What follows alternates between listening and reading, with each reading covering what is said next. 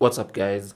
In today's tech tip, I'll be showing you how to update your graphics card in Windows 11. Now with this method, you can update literally any graphics card, whether you have one from Intel, Nvidia, AMD, this method should work.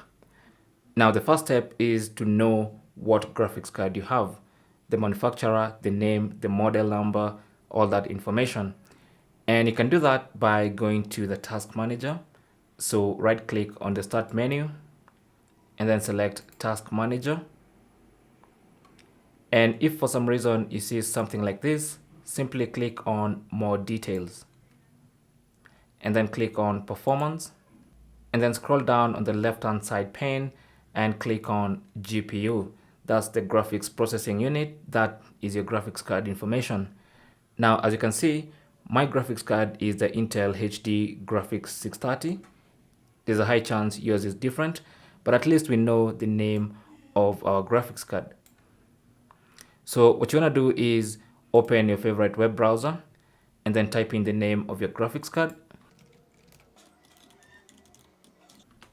And once you type the name of the graphics card, put a space and then type driver download and then hit enter.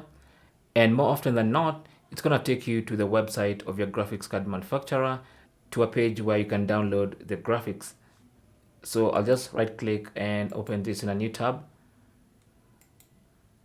And as you can see, we have opened the page for the HD Graphics 630.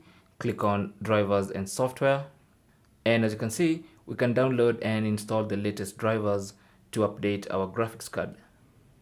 Now I'm on this page because I have an Intel graphics card.